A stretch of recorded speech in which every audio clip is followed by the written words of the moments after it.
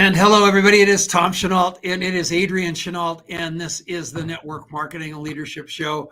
We got a big show for you today, but I want to talk a little bit with Adrian about what happened to us yesterday with that GoPro Recruiting Mastery Accelerator program, because that was just epic, wasn't it? It was really phenomenal. Hundreds of people trying to figure out how to be better network marketers. And it was an interesting show because I was floored by how many people loved it. And the reason they loved it was we taught them the who, not the how, and how everything that happens in the world of network marketing and in your success resides in you becoming a better you, and then taking that on and showing people that that's the way to go. And this guy is unbelievable. His name is Kute Blackson. And I accidentally got hooked up with the guy. Somebody sent me a note out of the sky blue on WhatsApp saying, you need to interview this guy. And WhatsApp is always kind of suspect to me anyway, because they're coming from someplace far away. And so I decided to look at what he does. And I started falling in love with him.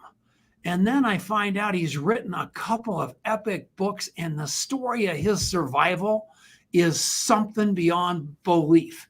And I want you all to listen to him hard today, because it's an inside job, your success. And you look in the mirror, you say, how come I don't have the BLTs with people? And the BLTs is, why don't people feel like they belong in my tribe? Why don't people get how much I love them?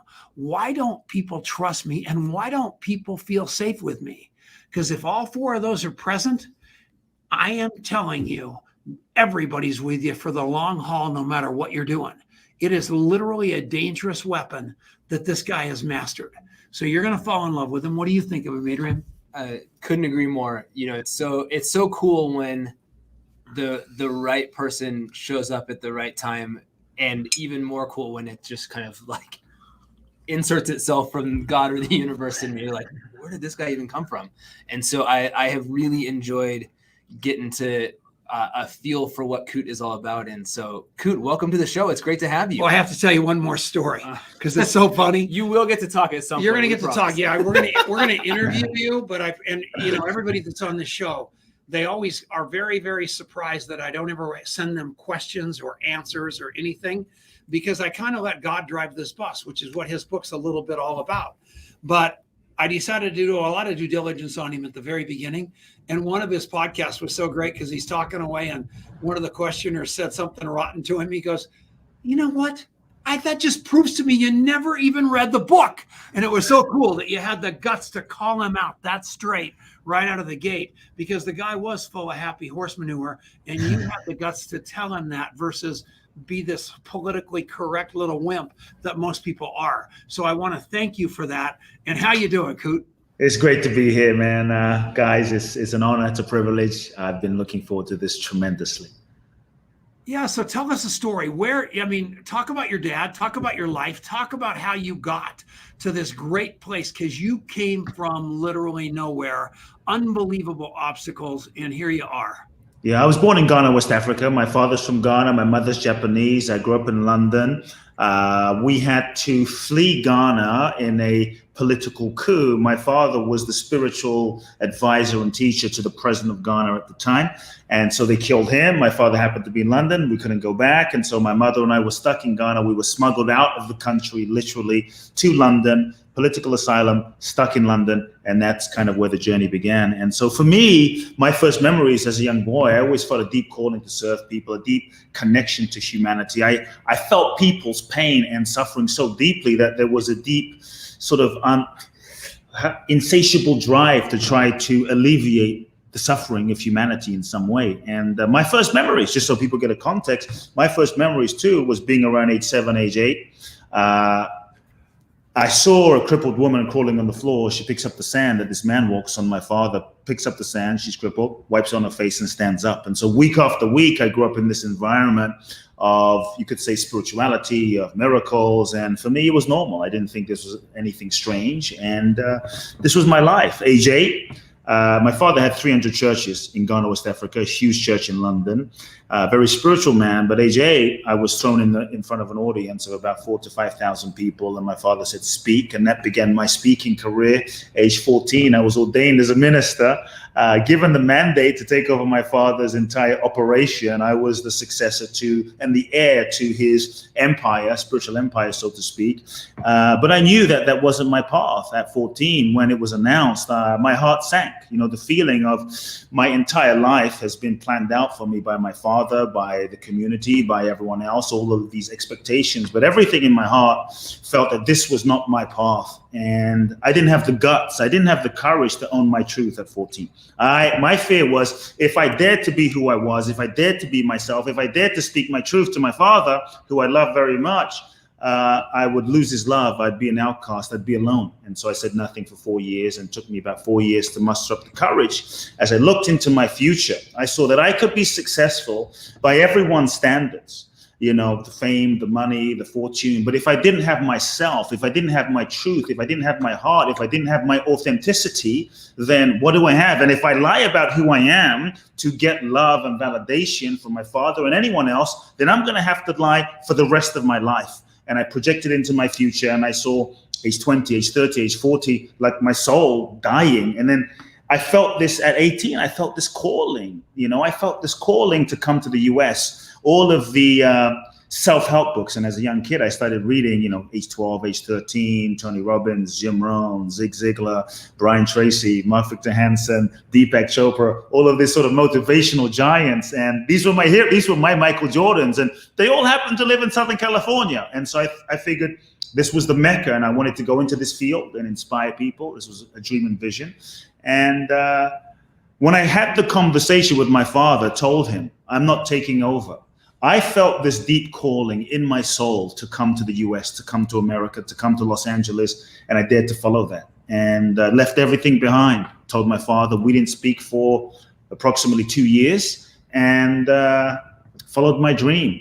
Cut a long story short, ended up winning a green card, literally a green card in the green card lottery. Wow. And that's what brought me to the US, following a dream. And I really believe that if you really follow your truth, if you really dare to be who you are, if you follow that deepest, most authentic impulse in your soul, you are being guided. We are being guided, whether it's a dream, whether it's a vision, whether it's a business, we're being guided. And I think, you know, encoded inside of us is this, encoded inside of every one of our dreams is already the seed for its fulfillment. We just have to really say yes to it. So I followed it. $1,000, 2 suitcases, 1 suitcase full of clothes, 1 suitcase full of books, and Jim Rohn seminar audios. Came to Los Angeles, $800. That began the journey. And I went and found teachers and mentors and traveled the world in search of answers. And years later, here I am. Did you get to meet Mark Victor Hansen on any kind of? Yeah. I actually got involved with a multi-level marketing company way back called TPN, and people like Mark Victor Hansen, Jim Rohn, Les Brown, they were all there. I had no idea what I was doing. You know, in multi-level, you need to know people. I didn't know anyone, but probably in the course of a month of not knowing anyone, I probably enrolled like 150 people by riding up and down the elevators of the offices in Wilshire Boulevard, harassing nice-looking people like yourself. People didn't know what the hell I was selling. They just knew that there was this passionate kid that after like the 20th time of being rejected, I think they had some compassion for me and decided to come to my meetings, and I ended up enrolling them. So it was through that I was thrown on stage in Dallas at a company convention, and imagine this: Jim Rohn is on the front row, Les Brown is on the front row, Mark Victor Hansen on the front row of the auditorium, and I got to speak, you know, as an 18-year-old kid, sharing my journey of like coming from London with nothing, and I got to speak, and that's how I got to meet Mark Victor Hansen and Jim Rohn and Les Brown and some of my icons, and turned a dream into reality. Mark's a really good friend of ours, and he's got a new podcast, and I am going to call him after this show. And actually maybe Denise or somebody could tag him right now to even get him on, because it would be great for him to be watching you, because you are a service to this planet, and all this abundance is not scarce. I guess that makes sense. And so I have no idea what just came out of my mouth, but I do want you to know my wife. another reason I love you so much is because I brought the 2 books that you sent me. Amazing. Right here home. And so we had 2 books. So I started reading this one because it's your most recent one, because I knew we were going to have you on the show. And my wife grabbed that other book and would not let it go. And I just want you to know that you touched, and she's like deep. I'm like not deep. And you touched her soul too, my friend. So you're making a difference all over this world. And so what is it you want to accomplish? I mean, here's a kid that really, really chose his own path. What are you going to do with it? What's the big plan for what you're going to do on that? How old are you now? About 25, 30, what? 22 years old. I like to say that I'm ageless. I'm ageless. I've been in the U.S. About 22 years, so you do the math. But I'm ageless, and I believe the soul is ageless. For me, my dream was to impact people. My dream was to impact millions of people. As a young kid, what a lot of people don't know, I came from nothing, and we lived behind my father's church, and I would sneak into my father's church every night with the lights off. My bedroom was so small, it was the size of a tiny bathroom. And I had dreams that were so big that I was sneaking to my father's church in the middle of the night, and I would speak and give seminars for 2, 3, 4 hours a night in the darkness, imagining myself inspiring millions of people around the world. And so this has always been my vision: to serve, to inspire, to help people remember who we really are. When we're born as children, we're born free. We're alive. We're fearless, but through the process of life, we get conditioned, and we start taking on beliefs and identities and stories about ourselves that aren't true, that end up limiting our full potential. And so I want to help people remember that we have the power inside of us, and help people reconnect to that. And that's kind of what happened to you in your own way, Adrian. Because I mean, he was on the fast track to giant accolades in the corporate world. And he just all of a sudden looked at that ladder he was climbing. And although he was headed to the top, halfway up, 3/4 of the way up, 90% of the way up, he realized he was indeed going up that ladder, but it was leaned against the wrong wall. Yeah. And he took that step back and said, am I willing to trade my soul for all of these trappings? And he said no. And the little punk went all the way back down to the bottom and joined his dad in this initiative called contactmapping.com, which we're going to talk about in the break. But, you are 2 brave young men, and I have nothing but immense respect for that. I didn't get there like that. I didn't make a choice. Destiny made the choice for me. And so we're going to take a break. But after this break, you want to stick around, because this guy is somebody you're never going to forget. But where are we going for more info? KuteBlackson.com. Kute, Kute, Blackson, BLACKSON.com. We'll be back right after this. This is the Genesis Communication Network. You are a professional. I am a heck of a talk show host. Wow. So we're now at the break, Kute, which means 2 things. You can cuss.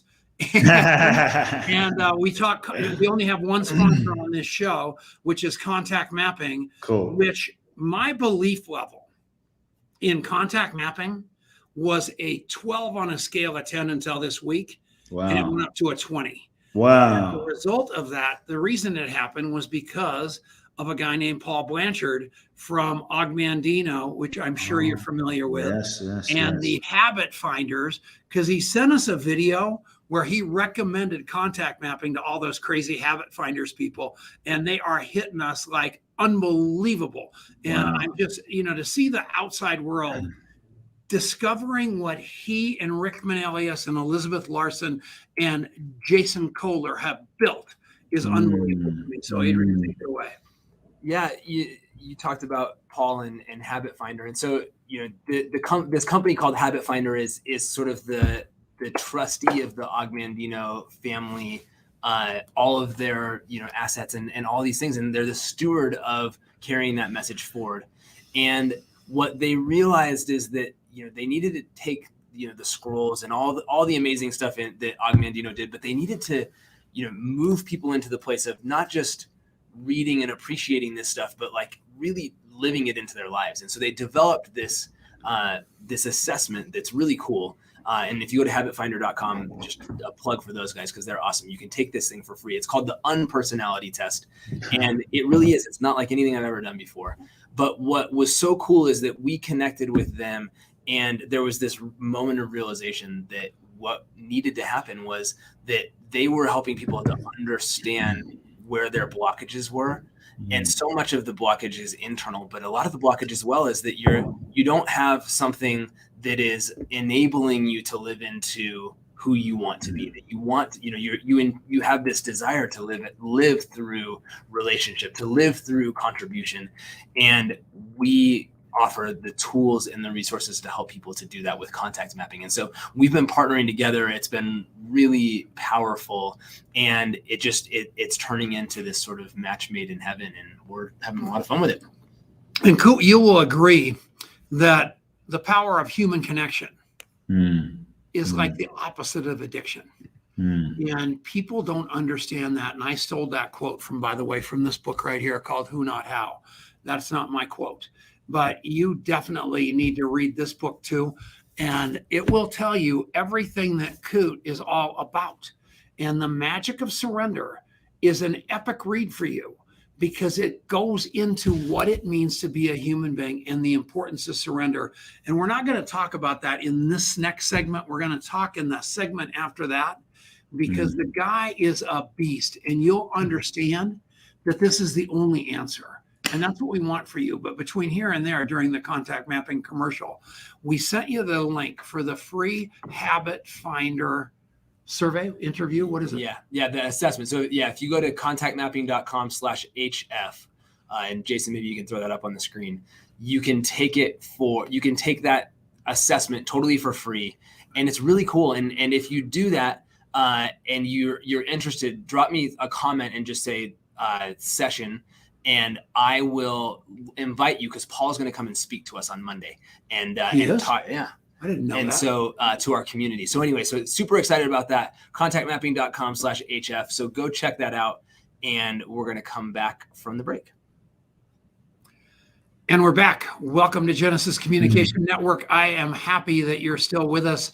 If you did not, during the break, buy Kute's book, I am coming to your house, because this thing is an important book.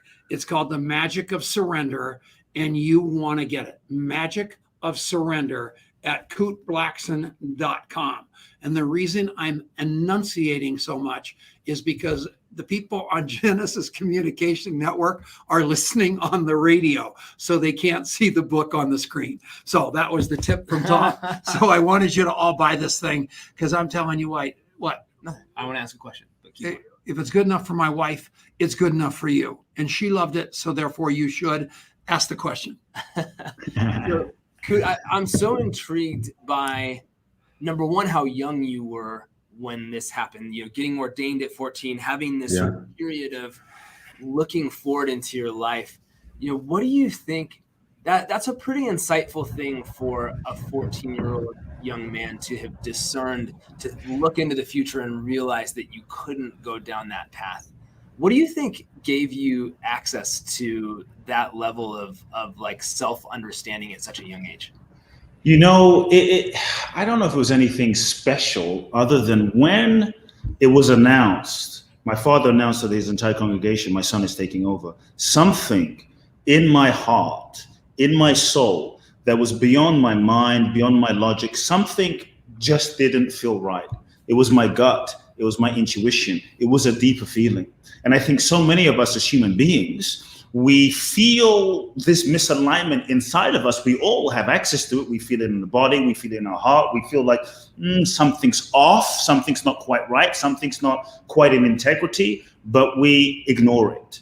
And I think one of the things that keeps us stuck as human beings from going to the next level, from transforming our lives, from breaking through, from healing, are all the ways that we lie to ourselves. We stay stuck in relationships that we know it's not quite right for us. We stay in jobs that we know is not quite aligned. We know that this is not the purpose for why we were born. But I think many times we're afraid to tell ourselves the truth because we're afraid of the consequences. We're afraid of what will happen. We're afraid of not being loved. We're afraid of rejection, et cetera, et cetera. And so I think we have to start to truly get in touch with what we really feel and ask ourselves the question, For me, I didn't have the questions formulated in my mind. I just knew that something was off. Many times when we feel the truth, as we mature and become adults, we drug it away, we sex it away, we drink it away, we work it away, we social media it away, just so that we don't feel the truth. But I really believe the truth sets us free.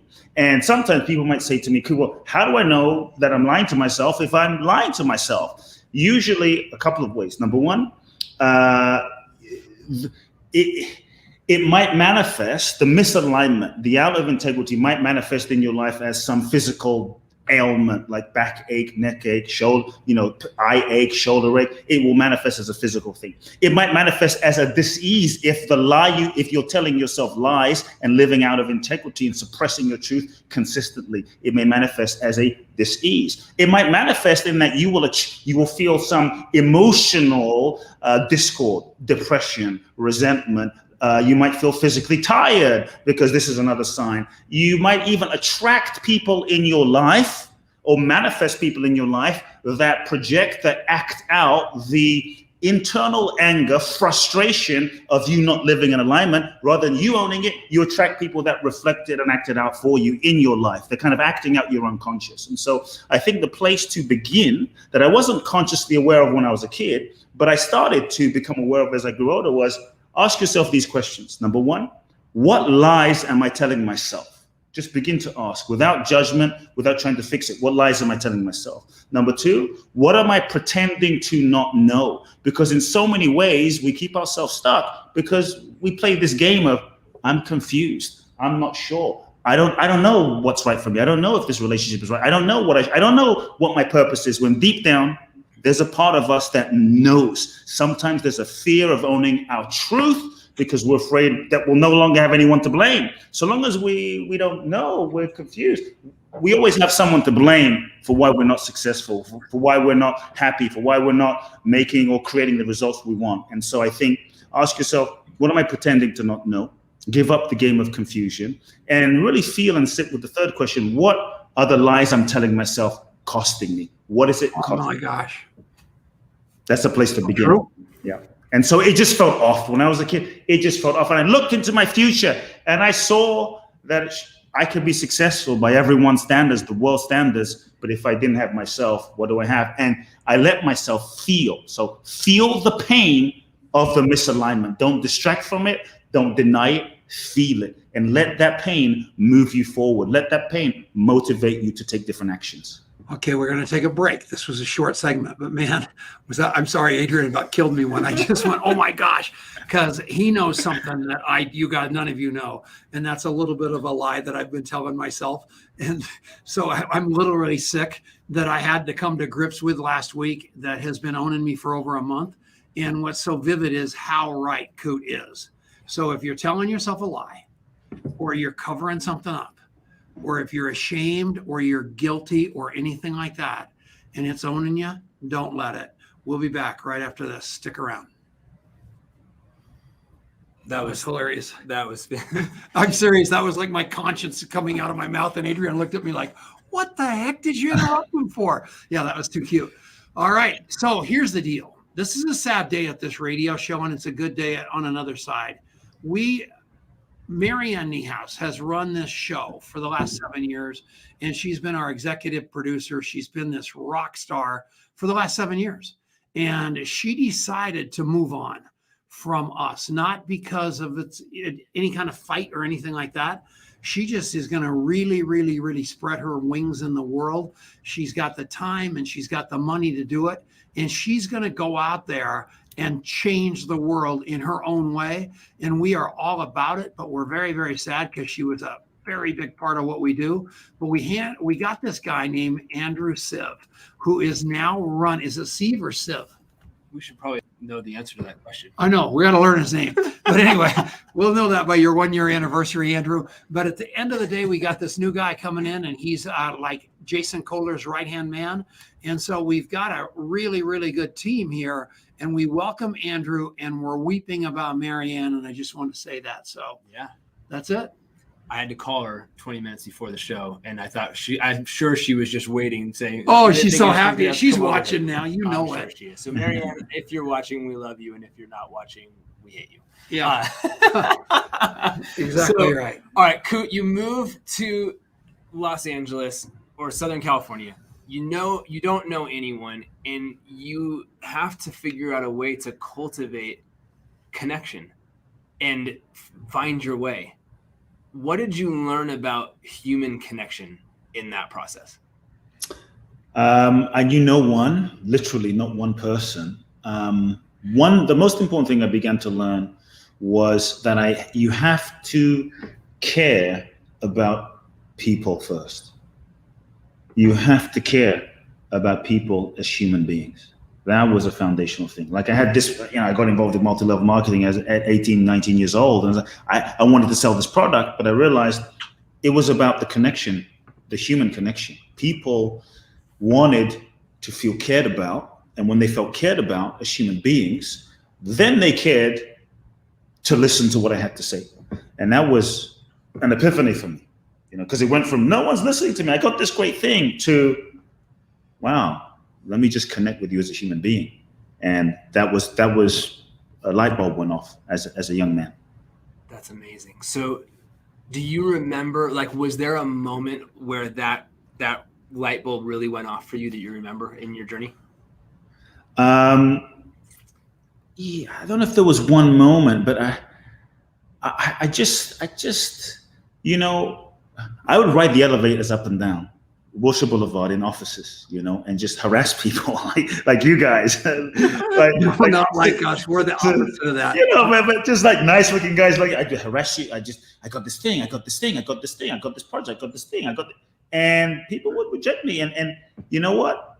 Every day I'd show up, and every day I'd get to know people a bit more. And how's your life? What's going on? There you go. And just each day I got to know a little bit more about an individual. So by the 20th time I got rejected by, let's say, Jim, I was like, hey, I'd come into the elevator. Hey, Jim, it's Kute. We had a connection. How's your wife? How's your kid? Because I'd accumulate all this knowledge about Jim's family and his life throughout all this time. And then finally he'd say, okay, I'd come to your meeting. I'll come to your thing. Okay, talk to me. And so it was just consistently developing the connection. You were a born contact mapper and you didn't even know it. Doug Stair, I can feel you leaving your house right now to head for an elevator. Don't do it. This is so exciting, but that's exactly right. He developed the relationships, but yeah, that's what we do. It's called the coffee shop interview. And there's an easier way to do it now, Kute. So we're gonna really help you in life. The name of the game is Other People's Stages. And we're going to get you on some podcasts. The world needs your message. And it's not like you're not big enough already, but it's like Mark Victor Hansen and Pete Vargas say, you can't be enough on other people's stages. For sure. We're going to help you with that. So we're going to come back right after this. Only one more commercial to go, folks. We'll be back.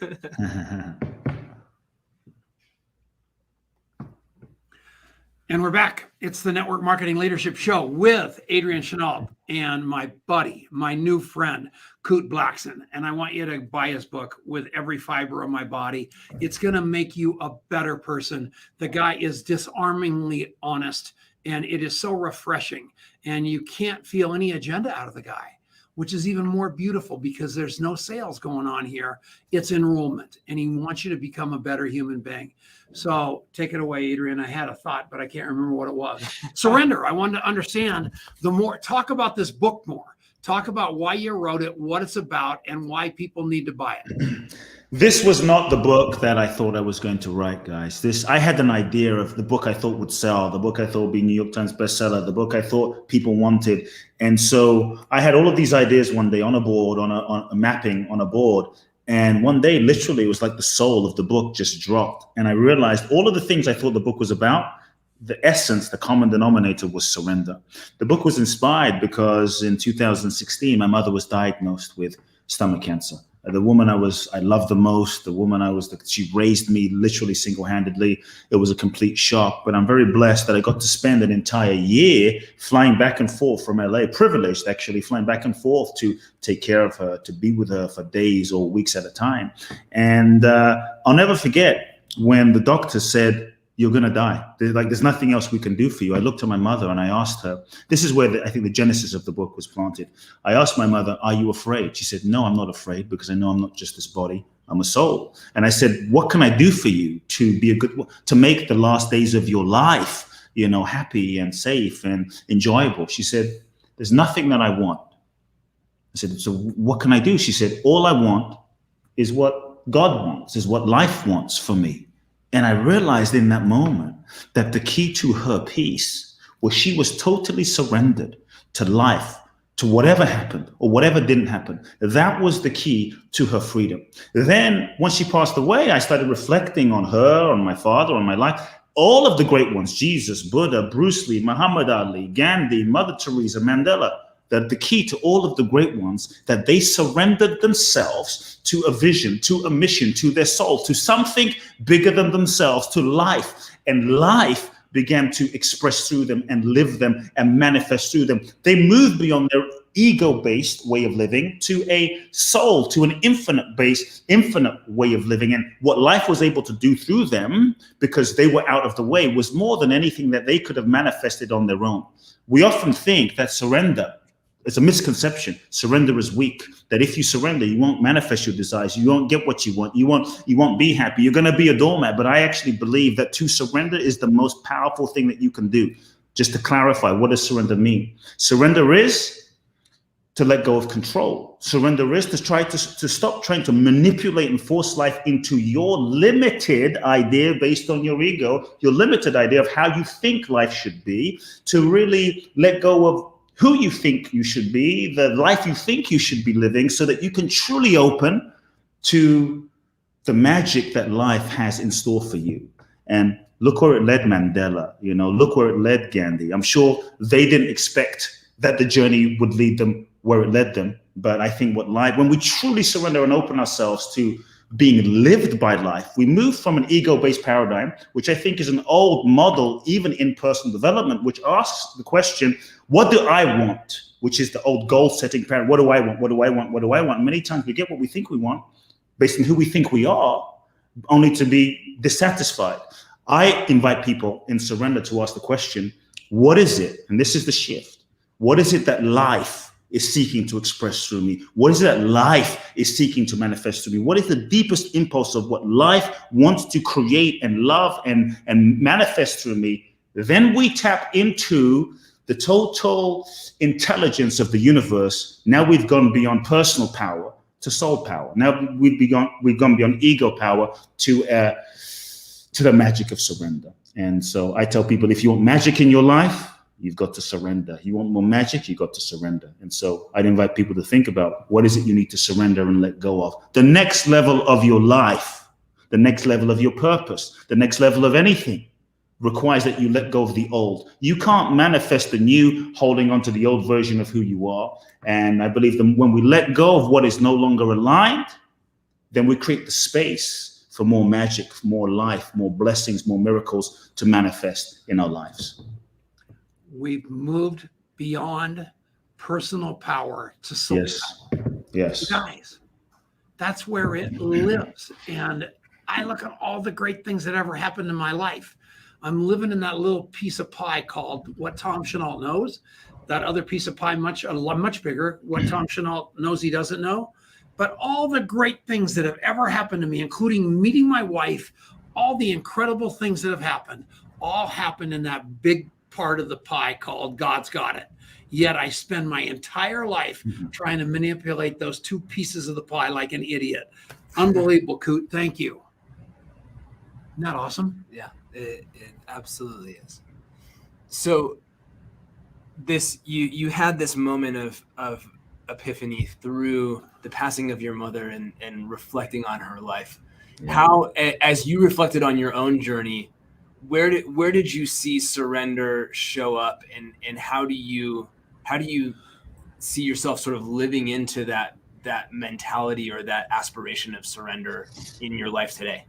Yeah, I think more and more what I have learned to give up is this idea, which is really a myth, that I'm in control, and this idea of the need to constantly know everything. The need to know is another sort of ego's tactic to try to control. As Tom, you said, you didn't plan, oh, I'm going to meet my wife on this day in this coffee shop at this time, in this moment. It unfolded. If we look at so many of the best things that happened in our lives, they happened in the process of living life. And so what I've learned to do more, what I invite each person to do is give up the need to know what everything means, because we are constantly meaning-making machines, assigning meaning to what something is. The challenge is we don't realize that the mechanism, which is our ego, our identity, our personality, that is making a meaning about what this means, what this means, what this means, is conditioned and limited by past programming. So many times we are actually limiting life. We don't realize we're limiting the moment. We're limiting our vision. We're limiting God, the universe, this intelligence. And so when we're willing to live in the not knowing, the degree to which we're able to live and dance in the not knowing is the degree to which we're free. Then there's no limitations on life and the future. Then we are truly available and open to the magic.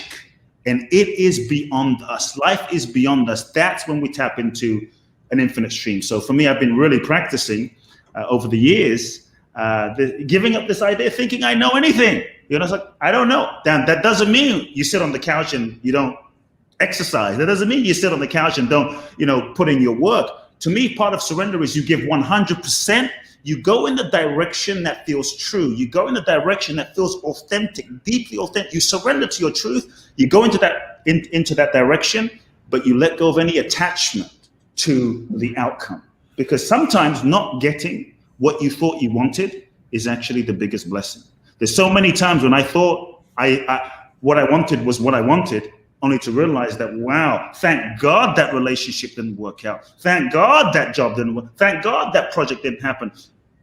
But many times at the moment when things don't happen, we're not always able to see from the ego's perspective the blessing, the intelligence in that moment, because our perception is limited. So I've really learned, and I invite everyone to just try it. Like, I don't know. Live in the not knowing, but it's not a collapse. It's an open-hearted, I don't know. And surrender is that open-hearted willingness to participate with life in that sense of like, I don't know, but I'm open. I don't know, but I will give 100% without limits. That's our part. So surrender still comes with responsibility. Yeah, no, I think that's so amazing. And one of the things, so he alluded to my sort of having climbed the wrong ladder moment. Yeah. I really identified with what you said about this sort of like you're feeling this misalignment that's starting to happen between the way you're living your life and what your heart is telling you. And I stayed in that place for a really long time, and it just became more and more and more and more painful. Yes. Until it got to the point where I had to make a change. I had no choice. My life was completely unmanageable in the place that I was. And it didn't have to get to that point, and I'm glad I'm thankful that it did, because I learned the lesson that I have now learned. I could have probably learned it an easier way if I was listening to people in my life. But what comes from that inside of this surrender that you're talking about is, there's a lot of moments of suffering along the way. And part of what I think I'm learning from these experiences is like what feels like suffering in the moment, there's something deeper behind this, and I don't see it yet, but yes. I've done this enough times that I can acknowledge that it's painful, but I can also hold the hope that there's something that I just don't see yet, that this is taking me in a new direction that I need to go in. I believe, and from a higher perspective, the universe is always working for our highest good. And that's a belief that I've seen, validated over and over again. The universe is always working for our highest good, even if we can't see it from our own identity or ego perspective in this moment. However, sometimes when we don't get what we want, it can feel like a death. Like, oh my God, the dreams, the visions, the relationship, it can feel like a death. So to truly move into surrender, there's acceptance, but acceptance isn't surrender. To truly move into surrender requires that there's a phase in the middle that we grieve. Surrender is a death. Surrender is a letting go. Surrender is an expansion. It's a letting go so we can allow more. So one of the phases that's important is to allow yourself to grieve the relationship, to grieve the dreams that weren't, to grieve the end of something, so that we don't carry that old energy of sadness or heaviness with us that blocks and clouds our ability to fully receive the new possibilities in the new life. Grieving is a key so that we can let go, not to wallow, but so that we can release the old and embrace the new.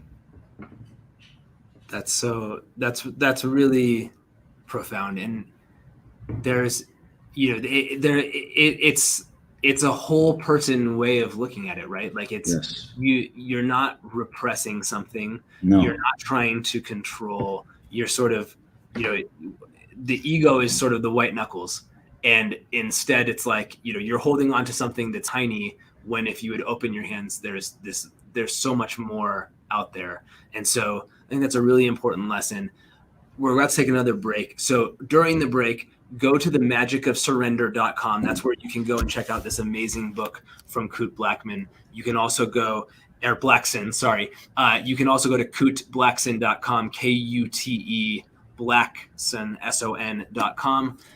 Go and check out what this guy's up to. It's really, really powerful stuff. We got one more break, and we will be back right after this on the Genesis Communication Network.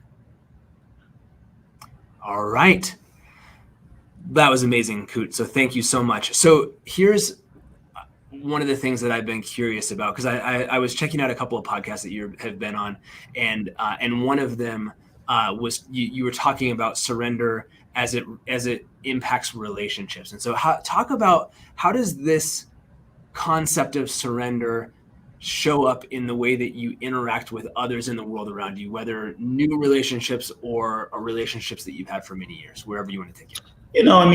We could go in many directions with that, but I think surrender as it relates to relationships, and falling in love, in a sense, is a surrender.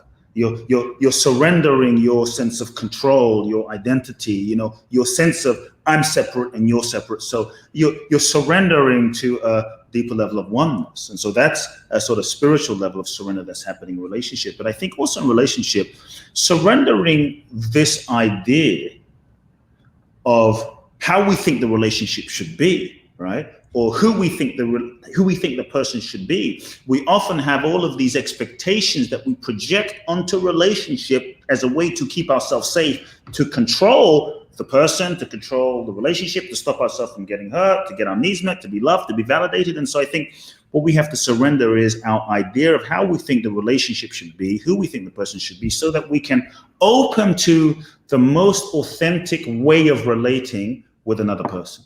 And not try to fit it into a certain box or a category. And I think that's the beauty when we surrender. Say, okay, what is this relationship seeking to be? How is this relationship seeking to unfold? Then I think we can open to the magic, rather than trying to fit the relationship into our idea of how we think it should be. Then we're not in a relationship anymore. We're in a prison. And to me, that's where love and connection and true intimacy doesn't blossom with another person, because we're not really relating to the other person. We're relating to our idea of who we think the other person should be, and it has nothing to do with the other person. And the other person doesn't feel seen, heard, understood, validated or loved in that sense. Yeah. There's so many layers of, when you really think about it. I got married at 23 years old, 22 or 23 years old.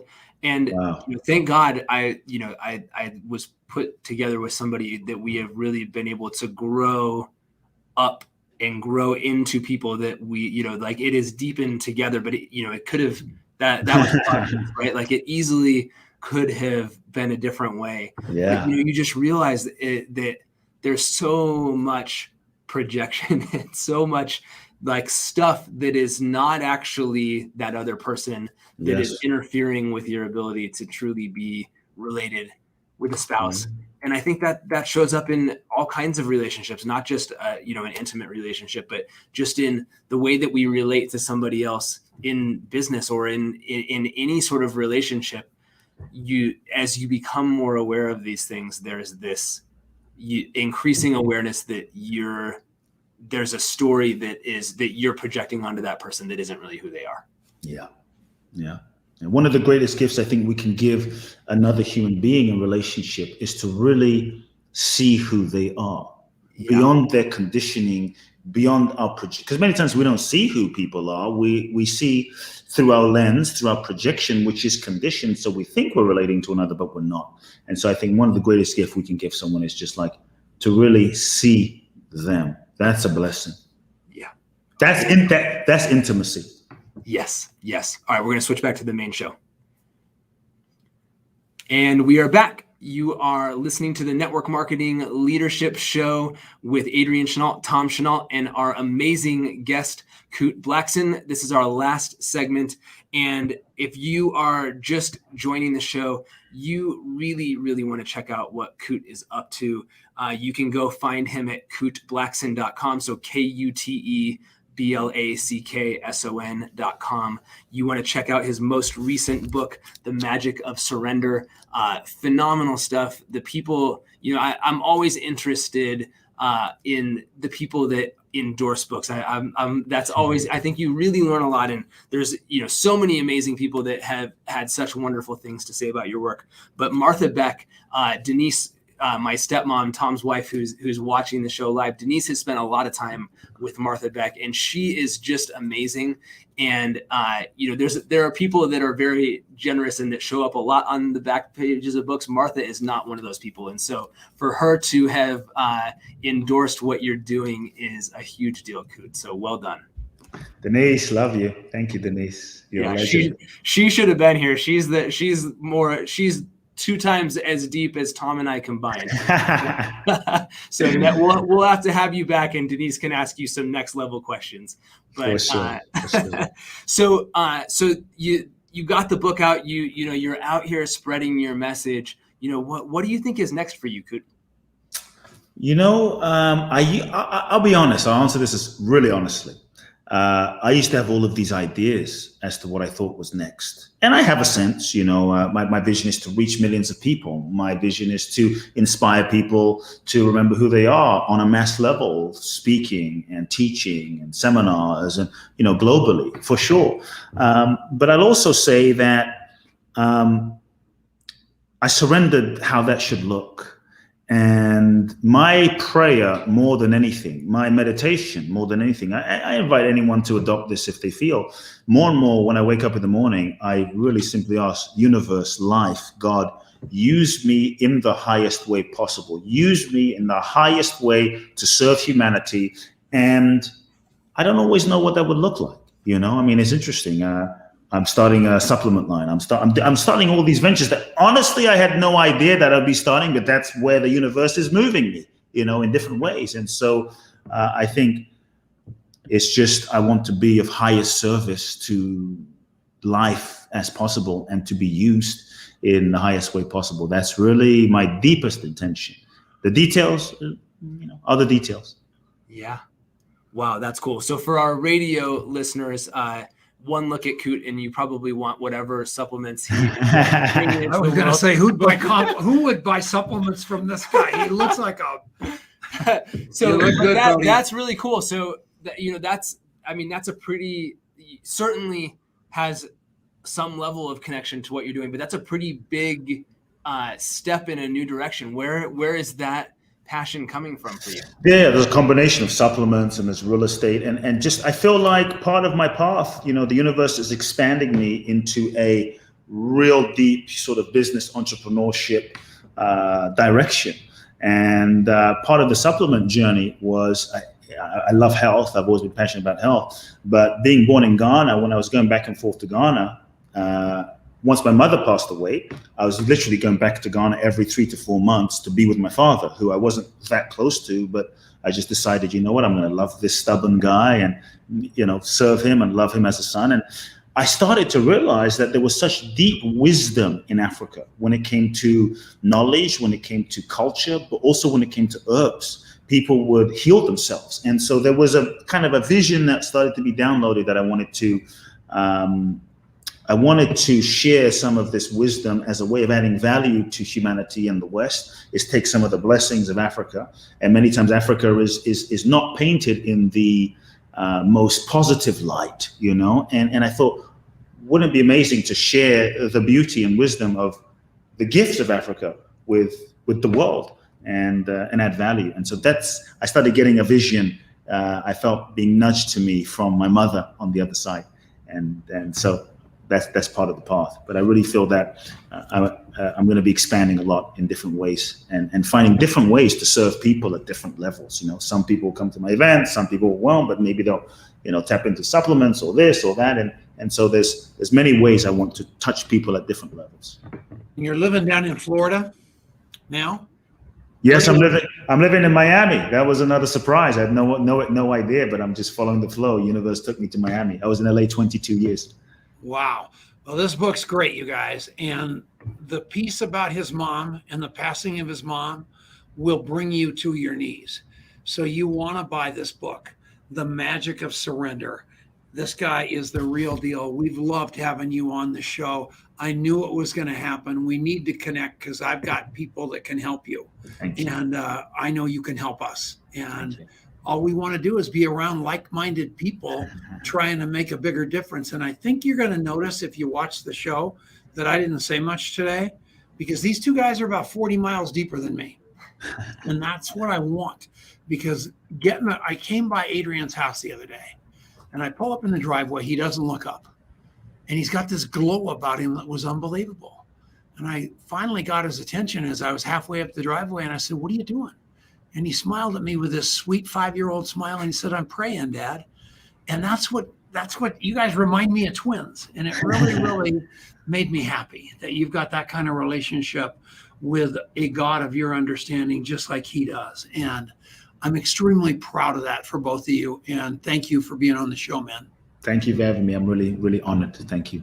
All right. I have no idea who next week's guest. Sean G. Murphy next week. No. Yeah. Oh, that'll be a terrible show. Don't watch next week. All right. We'll see you all later. We love you. Thanks for listening to the Network Marketing Leadership Show. We're out of here. Thank you, Kute. Thank you.